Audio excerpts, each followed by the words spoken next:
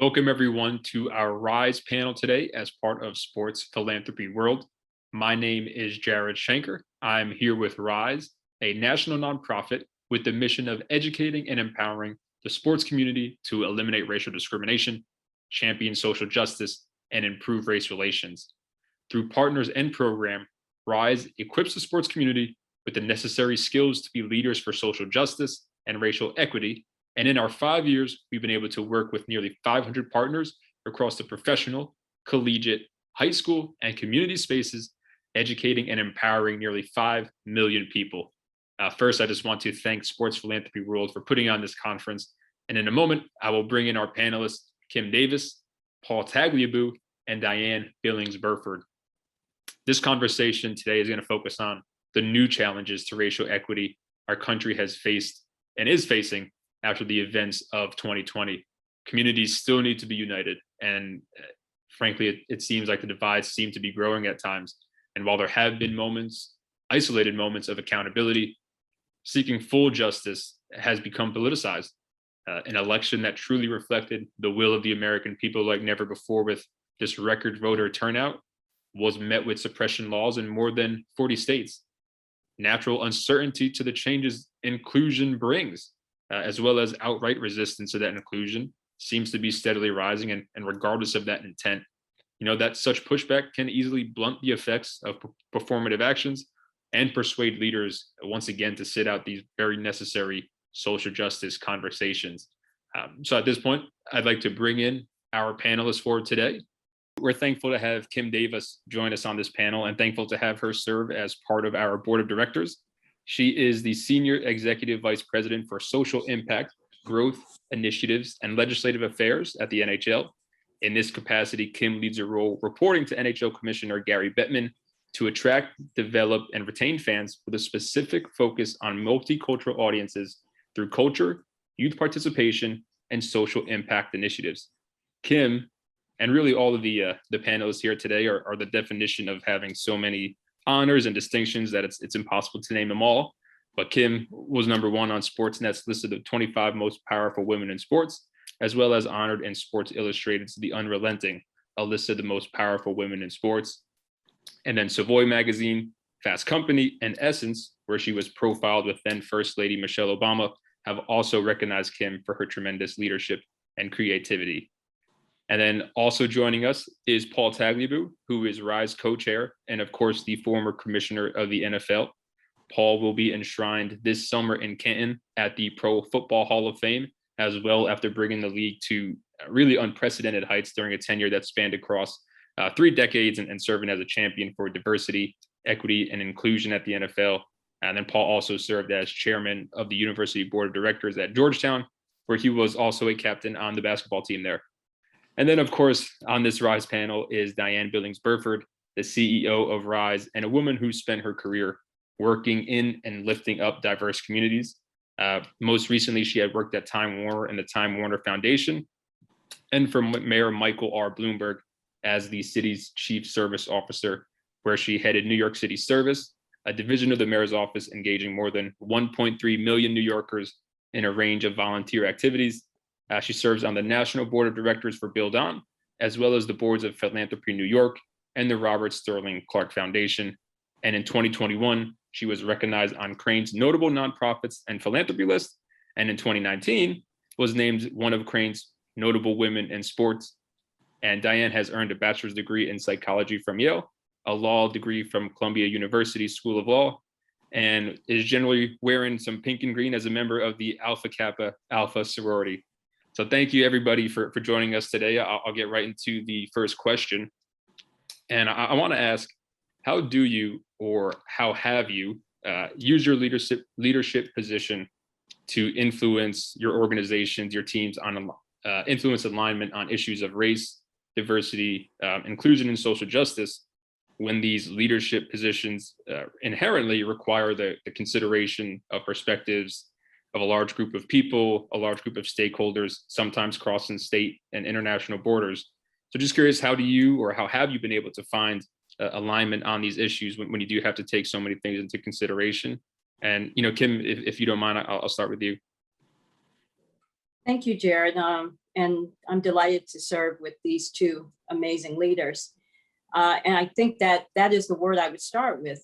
It is indeed leadership, and leadership requires, I think, one, to be both bold and courageous, particularly as we think about helping to make our society stronger and better as it relates to diversity and inclusion. I think the way you create alignment is first through education.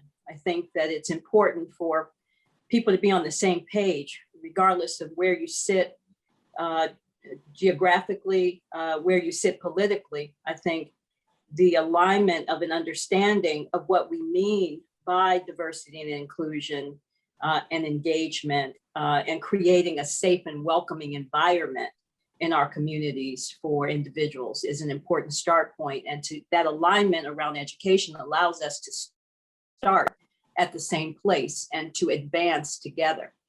And so I think the first step in this leadership journey centers around first leadership. Leadership starts at the top of an organization. It's very hard to create education without the CEO being the chief diversity officer, I often say. And if you look at the highest performing organizations, those are organizations where the CEO has taken on the role as chief diversity officer. And then, of course, education. To me, those are two critical steps in alignment. And Paul, I'd like to segue that over to you as somebody who was the lead at the top of some very huge organizations, the NFL, and then also, chairman of the board of directors at Georgetown. If you wouldn't mind sharing how you went about getting that alignment within your own teams. Again, so many stakeholders across state lines and often international interests as well. Well, I think Kim hit on two really important points when she talked about leadership and courage. And I think there's a third element that is critical for me, which is listening. I think that it's really important to listen to the people that you're trying to bring together.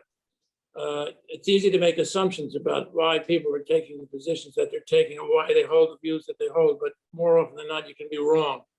So I think a big part of leadership is listening. The second big element, I think, is have a high tolerance for conflict. And what I mean by that is there is going to be a lot of conflict in any situation where you're leading on important issues. There can be different points of view, and that's a healthy thing. It should be recognized as a healthy thing. Now, conflict that gets out of control is divisive and destructive.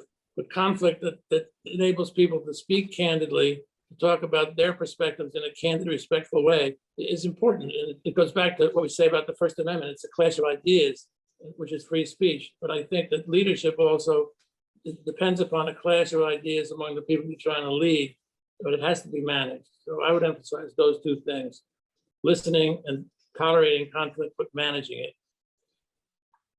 it. So I want to start by just saying I have the best board ever, but I always get so much from talking to these two and other RISE board members.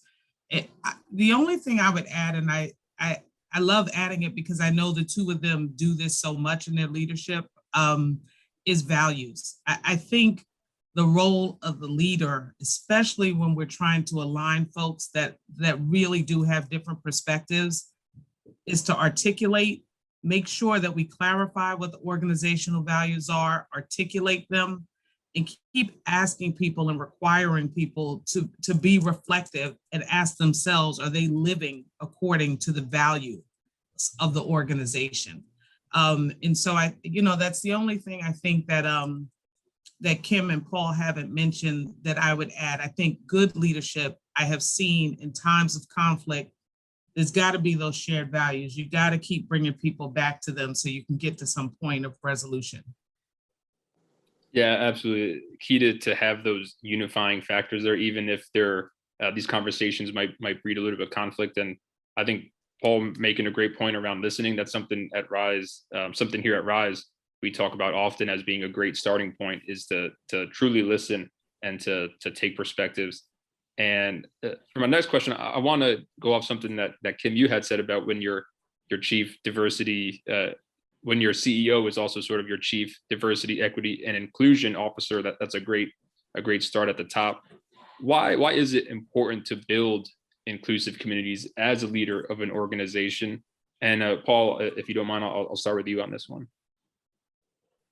Well, I think it's important to build inclusive communities because society, different components of society have different points of view. And if they're isolated, if they exist in their own comfort zone, you're going to have divides. You're going to have disagreements that seem like they're intractable and perpetual.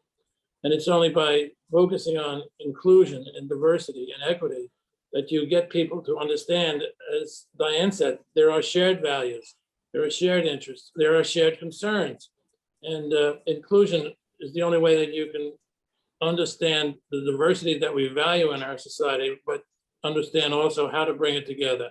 You know, Tony Dungy talked about values as the rudder that steers the ship. So I think Diahann has hit an important point about leadership, which is focus on values, but also focus on interests and concerns. And we know today in society, the concerns have to do with education. They have to do with healthcare. They have to do with the pace of technological change. They have to do with many, many different issues. And until you bring people together and talk about those things, you're going to be living in a divided society and not a constructive society. Kim, would you like to follow on that? Yeah, I mean, Paul is absolutely right. Communities are made up of different individuals who have a lot of different issues and concerns.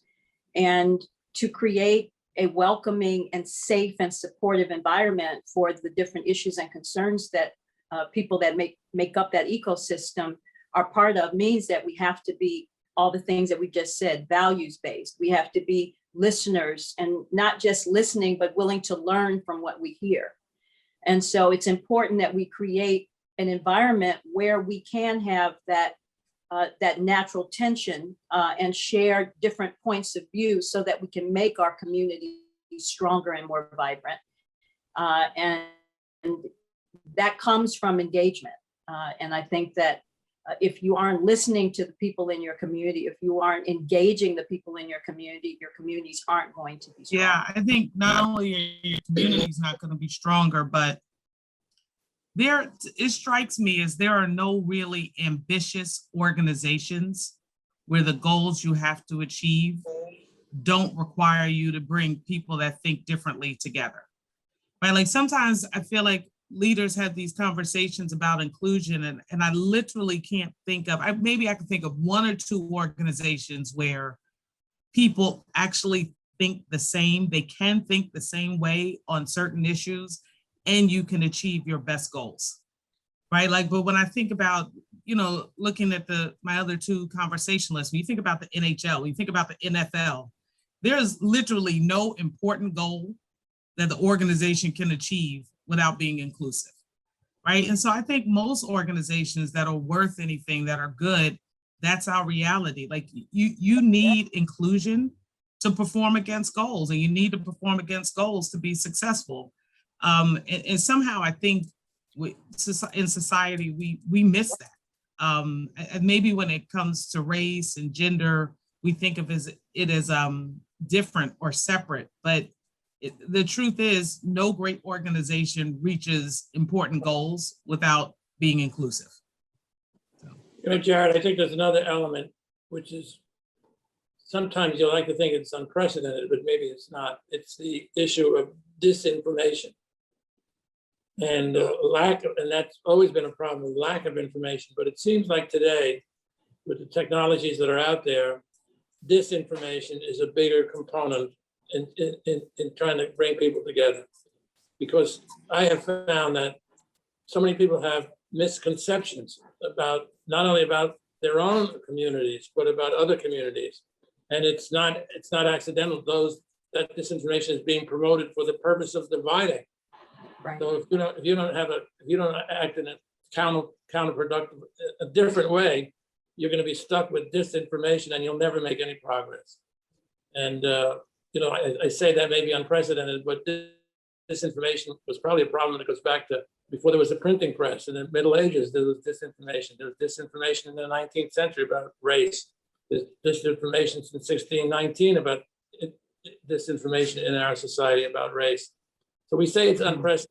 In some ways it is, but it's been a continuing problem throughout history. I think maybe the unprecedented part is how quickly it can be amplified, how far it can reach, and how expedited that all is. I think we are seeing that now as part of the backlash to this this movement and moment that we're currently in, as there's resistance to education on these topics and resistance to inclusivity when it comes to voting. So I think we're seeing that play out very much so, where maybe in the past you were trying to educate, with a blank slate, where you're trying to educate somebody from maybe a ground zero point, versus now you might have to break down some of that misinformation or disinformation and then try to do the education part then. So I think, Paul, you make a great point. Even if we've seen it previously in history, the scale that we're seeing it at now is currently something that we just haven't seen before. And I want to say quick on the inclusivity and inclusive leadership. I would encourage everybody to have it when they have a chance, go to our website, risetowin.org. We have a lot of great information around inclusive leadership. Here we really speak about the 6 C's of inclusive leadership, and that's commitment, being cognizant of bias, courage, curiosity, cultural competence, and collaboration. So I think that was a great conversation around inclusive leadership. And another one around leaders that I'd love to ask is just, how do you make sure as a leader to convince your organization and your greater work community to just continue to do the right thing and to use their power and privilege to create change as they continue engaging in these conversations? I think, we often hear people say, do the right thing because it's the right thing, but that might be easier said than done when there's certain interests at play. So just as a leader, how do you convince these organizations to just do the right thing because it's the right thing? And Diahann, I'll ask you first. I feel like that's our job, right? That's what Russ does every day. A lot of it I do with the values piece, talking to organizations and leaders and saying, this is what you say you value, and so we want to help you live those values. And then, we talked about conflict earlier. I do feel that we are at a point where many people are tired of being in conflict over these issues. And so one of the ways, we engage folks to move forward, and even in our own organization, is to point out that even if you're tired, if we don't continue to do the work, we're going to be in this same space that you do not like. This same uncomfortable space, these same untenable conditions, they are going to exist. Inertia will keep them in place. And so in some ways, I, engage folks within our organization and externally by saying we're tired of the status quo, right? And so change is going to require that we get at this and we continue to work towards just a better future state. Yeah. Go ahead, Kim. I'm compelled to respond to that because Diahann mentioned doing the work. And I think a lot about what the great late author, Toni Morrison, said. She said that racism distracts us from doing our work. And I would say that all the isms, distract us from doing our work. And the question then becomes, what is our work? And in the world of sports, our work is not alienating a potentially viable consumer fan base and risk missing out on expanding the reach of our sports. So it behooves us to open the dialogue, to have the courageous and hard conversations, to embrace conflict, because ultimately this is what our fan base, this is what our players, this is what the entire ecosystem within the sports community has to wrestle with if we're going to grow our business. Some people can understand this through the lens of their hearts, but many have to understand it through the lens of their heads before they can get to their hearts. And I think we have to be willing to engage on both sides of that equation in order to continue this important work. That's such a great point there, Kim. I mean, even here at Rise, we talk so much about you have to change thoughts and change minds, change somebody's, way of thinking before you can start changing behaviors and potentially change their heart. So that's such a great point. And Paul, I'd love to turn it over to you as well. I know even when you were commissioner of the NFL, you had to make some decisions, whether it was with the Super Bowl in Arizona or, several other things where you sort of took a step to do the right thing because it was the right thing. And so I'd love to get your take on this as well. I think in many situations you need to go back to what you learned as a kid or as a youngster, and think about what those lessons mean today. A big example for me is what we had to do in New Orleans after Hurricane Katrina. I told the owners and the teams that we were going to keep the team in New Orleans and it was not going to go to San Antonio, and we transferred to San Antonio, which was the big issue at the time. And when owners would say to me, well, what's that going to cost me? How is it going to affect my P&L if we keep the Saints in New Orleans and it's a disastrous economic situation? I would say it doesn't matter. What matters is a simple thing that you probably heard from your parents or from your uncle or someone in your community. A friend in need is a friend indeed. These people are in need, so we have to act to protect them. And that's a simple concept. A friend in need is a friend indeed. And there's so many things that we can make complicated when they should be simple. And it goes back to what Diahann said about values. Our values often are simple expressions that we learn. Another one I recall, my mother used to say it about 10 times a day: respect everyone until they do something that tells you that they don't deserve to be respected. That's a simple thing, and most of us have heard that, like I say, from brothers, sisters, cousins, aunts, uncles. And try to think about those things you learn when you're at a simple stage of life, and don't get bogged down with the complexities of being the CEO and looking at too many profit and loss statements. Yeah, one of those basic principles, like you said, Paul, that we all get instilled in us at such a young age, but then over time, it tends to fall into the background for other interests. But if you're gonna always go back to those, whether you want to call it the golden rule or just again those basic principles that you learn at an early age, generally tend to be a pretty good beacon and guiding light for everything in life, whether that's personal relationships, business relationships, or what have you. Yeah, if I could just interject, I so that so resonates. Kim introduced Rise to USA Hockey, and we just took part in a conversation with their leader at their annual Congress, I guess last week or 2 weeks ago. And the golden rule came up, right? Do unto others as you want them to do unto you, or treat people as you want to be treated. But we were discussing how harshly should young people be punished for using any type of derogatory slurs towards other young people in the field of play or when they're on the ice, and I brought up that same rule. I said, I actually think if everyone came back to that same rule that I know we were all brought up on, we would come to similar answers, right? And if you thought about, if it were your child that did it, how would you want them to be punished? And if it were your child that was hurt, how would you want the situation to be treated? And, I just said, I think if we all started at those two places together, we probably wouldn't be that far apart on how those types of situations should be handled. And so I just couldn't agree more on, we know most of us were raised with the values and the thoughts and the ways to approach things, and we just have to return to those often.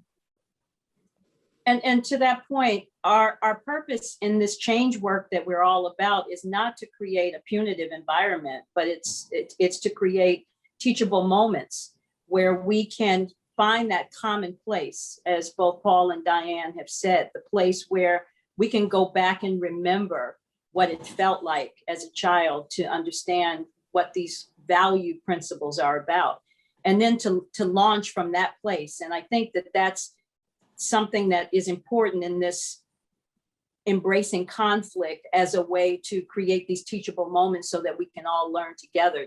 That's the place that we're trying to get to. as we are building this inclusion and DEI muscle across our organizations. I think it's really, really important.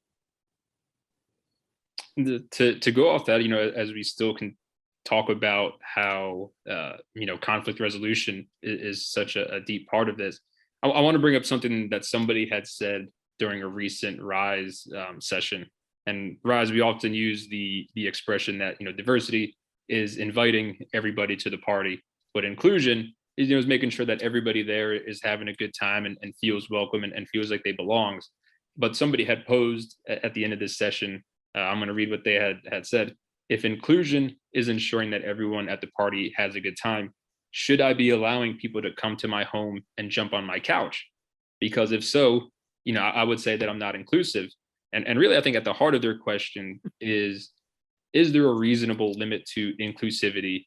And I think now and going forward, as there are these conflicts and these potential divisions within our communities, and then even in workspaces, leaders just need to be prepared to address these challenges. So I'd love to hear, Kim, I can start with you again. Just, your thoughts on hearing that, and I guess, what would be a quote unquote reasonable limit to inclusivity? I chuckle at that example that they raised, because I think about what my mother used to say when we were young, and that was, would you go to anyone's house and jump on their couch when you don't jump on the couch at your house, right? So, some of these examples are so extreme, and they move us away from the core issue. And the core issue in inclusion is creating a welcoming and safe environment and a culture where people can feel like they can be authentic and bring their authentic selves. That, let's not take that to an extreme. Let's be mindful of the fact that we all have boundaries, right? We live in a world of boundaries, but having an open and engaging posture and a culture in our organizations where people can be authentic and bring their full selves and feel safe in those environments. That's so critical for so many different groups where they don't feel safe. And if we are creating environments where safety isn't part of the norm, then I think that that's not an inclusive environment. So yeah, we can find an extreme for everything. But let's get back to those core basic values, and launch from that place, not from these extreme points of view. I think we see that, in sort of our society today, as we game plan and we're creating rules or legislation around these extremes that might never, truly happen. I don't know if this example is, specifically is one of them, but I think it really speaks to what you're saying there, Kim. Diahann, would love to get your take on this question that was posed as well. Yeah, I love the way you frame that. I also, and I agree with everything that Kim said. I would also add, and this to me, that statement reflects our kind of greatest conflict in front of us at this moment. One, that people feel that way. To Kim's point, sometimes folks feel that way and it really isn't that extreme, right? Like I just heard someone having a conversation about what we call holidays. Hey, we could all call holidays different things and both be off on the same day. And we don't have to we don't have to lose it over that. But I would also add, I do think one of the things RISE is always seeking to do is unify people. And as we come to this more divisive time, I do legitimately think folks are running into this tension. We just had a conversation and focused on what happened at, I believe it is Oklahoma's volleyball team. So a young woman supported former President Trump. Some other things came up. She took some other stances. A coach had them watch a film on mass incarceration. And she held views, and I suspect she still holds them, I don't know, that are different from her team. And her views, quite honestly, were more conservative. And so at the end of the day, she ended up no longer competing with the team, redshirting, going to a different school to compete. I think we are seeing this. I won't let you in my house if I think you're going to jump on my couch. And it really is preventing us from unifying. And I think there are times when you do sincerely believe someone is jumping on your couch. And so what do you do in those situations? I say all that to say, I don't think there are always clean answers to this. I think this is one of those spaces where we talked about conflict, where we are as a society going to have a conflict on what we are to do in certain situations, how inclusive is appropriate. And I think the bottom line that I have come to is there is not one standard rule. I think organizations have got to look at themselves, what they stand for. To Kim's point, what is your work? What did you come here to do? What are you made for? What are your intentions? And you've got to draw those lines, and you've got to Paul's point, listen and draw those lines together and figure it out. There is no simple one size fits all answer to this problem. You know, I think in some ways for me, it's captured by an expression that apparently is something that Ruth Bader Ginsburg said, which was to fight hard for what you care about, but do it in a way that creates allies, not enemies. Yes. And that's easy to say, but it's hard to do. And so, but maybe there's a metric there. Maybe the question is, am I creating more allies than enemies, or am I creating more enemies than allies? If I'm creating more enemies than allies, perhaps I should rethink what I'm doing. Which goes to another point I think is important for us as leaders and for us as advocates. Create a plan and know what your goals are and know what your values are. But recognize that any plan that's created in a vacuum is going to change when the vacuum ends and you start dealing with confrontation. So be agile and recognize that you have to change your plan. A plan is a place to start. It's in football, it's in hockey, it's in any sport. You have a game plan. But in football, if you say we're going to throw 6 passes at the beginning and 3 of them are batted down and 2 are intercepted, you don't keep doing it. You change real fast. Sports the same. So think beyond your first set of plans. This is something I always say to people, and I don't see that enough in society. People seem to take a course of action, and it's not exactly what they anticipated, but they don't change. They just keep going the same way. Well, change. And to me, that's a really critical thing. And I think Justice Ginsburg is a very wise person and a leader, but she's posed a difficult challenge for all of us. I think that's a great point, Paul. I mean, you flip on any sports channel, ESPN, NFL Network, in-game adjustments, they're referring to all the time, I think is what you're referring to, Paul, is, you might have a plan going in, and maybe by halftime you realize it's not working. Maybe it only takes 5 minutes to realize something that's not working. And I think, another great point you mentioned is making sure you're potentially getting more allies and creating division. And I know that could potentially be hard now as everything in our society gets so increasingly polarized and emotions can go unchecked, maybe a little bit quicker than they previously had before. So I think another reason to make sure or another reason to consider bringing in collaborators to help with these conversations, to help provide these trainings and these works in your offices.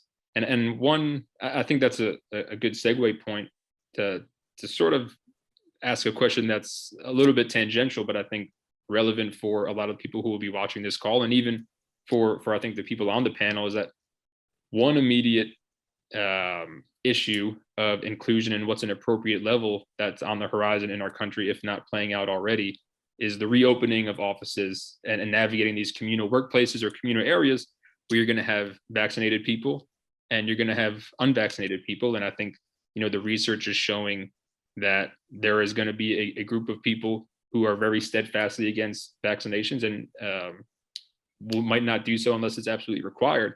And so with the pandemic, the masks, the emergency policies that had followed, and the vaccines causing these divides, as a leader, you're going to have to manage your offices. I'm just, not speaking specific to COVID-19, but more generally as a leader, how do you approach handling an issue that can disrupt inclusivity whether that's, again, vaccinations versus non-vaccinations, COVID-19, things along racial progress. Just how do you approach handling an issue within the work office and these communal spaces that can disrupt inclusivity?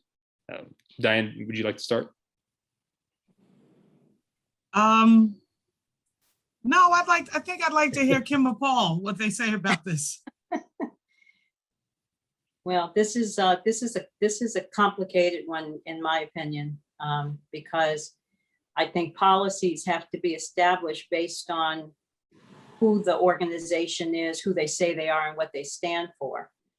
And we've been having a lot of dialogue around the senior NHL table around this very issue. And one of the points that I continue to make to my colleagues is that, for example, as we look at flexibility policy says that we, as part of our culture, believe that flexibility is part of how we will retain and attract high talent. The application of that says that not every job and every individual in a job is eligible for flexibility, and that comes down to leadership and management.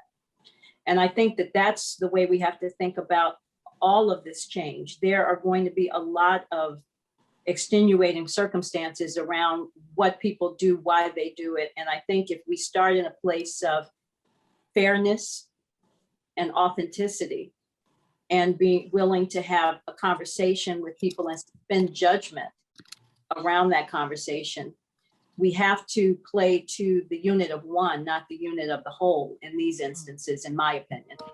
And this is where we are really going to test the might of our managers and their ability to have dialogue and to be able to coach their people. And this is a muscle that we know at the NHL is one that we have to strengthen with our managers. And we saw that during the George Floyd and the pandemic, where people didn't know how to have conversations with employees. And so we know it's a muscle that we have to strengthen. But I think at the end of the day, when you talk about all of these various issues that, again, are going to get at the root of conflict in many ways, if you're authentic, if you're fair, if you are willing to listen, all of the things that we've been talking about for the past 45 minutes, then we'll get through it. Is everything going to be perfect? Is everybody going to be happy? No, there's no perfection. But I think that fairness and authenticity at the center of your values will go a long way in organizations being able to do more right than wrong. Yeah, we definitely just grapple with that, as has every organization after living through a pandemic. I would say it's a perfect example of applying our values. I really sat down as a CEO and said, we just came up with 4 core values, and what does it mean for this organization to live by them? And most of my decisions about how we return to work are based on those values. And then, that statement I made about there not being one rule, I really think in this instance for leaders, this is the most applicable thing. For RISE, the rule was we needed to get back into the same space together. I do not think that every organization has to come to that conclusion, right? And so you have to come to conclusions that make sense for what you're dealing with. We have, in 2019, we had I think like 100 or 200 something engagements. In 2020, RISE almost doubled that. It is June of 2021, and we have almost reached our number in 2020. So we have doubled our engagements, we are increasing staff, we're having to change policies. So all those things combined, right, given that context, it meant that we have to come together. Every organization may not be in that same position. So you've got to figure out what rule really makes the most sense for your community, for your environment, for the goals in front of you. And so, and we've done it in a way where, at least I'd like to think we've done it in a way we've tried to be as inclusive as possible of different people's concerns. And, we'll see how it goes. We're going from there. Well, I think that you have to make some judgments about a zone of reasonable disagreement. And you have to be prepared to say some things are legitimate areas of disagreement and others are not legitimate areas of disagreement. Because we're in a society, whether it's left or right, there are obviously extremes. And some of the extremes elevate individual interests above community interests. They elevate personal convenience over public health. And I was beginning to say that I heard a conversation the other day involving a nurse or nurses in a hospital in Houston who said that they would not be vaccinated. And the head of the hospital, who was a doctor and a scientist, said, you have to be vaccinated.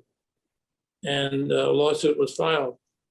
And when you listen to the complainants, it was perfectly obvious that there was no scientific basis for what they were saying. They had bought into all kinds of conspiracy theories. They had ideological doubts about vaccines going back to the Salk vaccine in the 50s. And a doctor who was in charge of the hospital, on the other hand, had an amazing amount of data relevant to COVID-19 and what kinds of risks it creates for the community and what kinds of risks it doesn't create for individuals.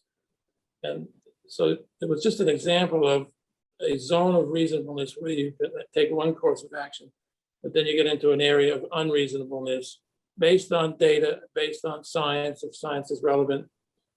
We just have to make decisions. And I think a lot of companies are going to be making those decisions in the weeks ahead. And I think I was told that some of the major companies are beginning to make announcements next week about what they're going to be doing in September. And some of them are going to appear draconian.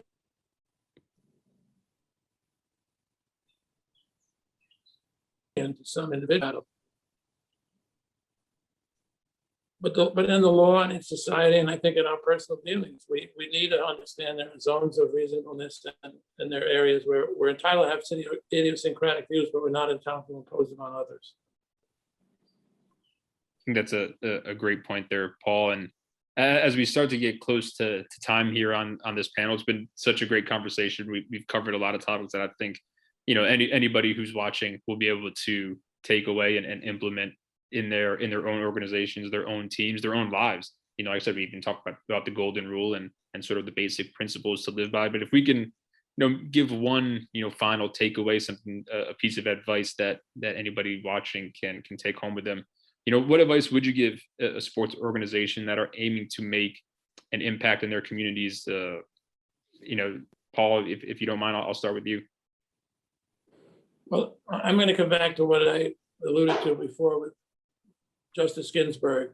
Fight hard for what you care about, but do it in a way that creates allies and not enemies. And also the second point that I made, that be prepared to change.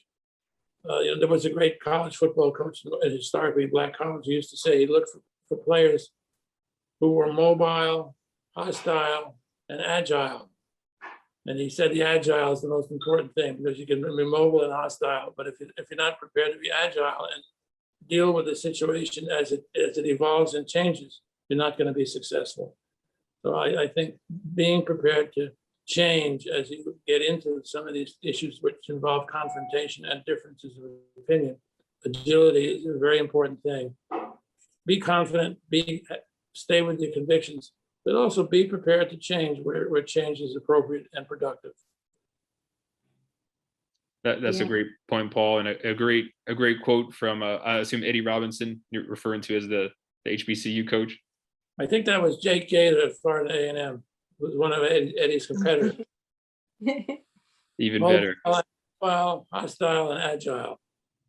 Also echoed from Denzel Washington as Herman Boone in Remember the Titans, one of the lines he drilled in his team during camp. I see Kim picked up the reference there.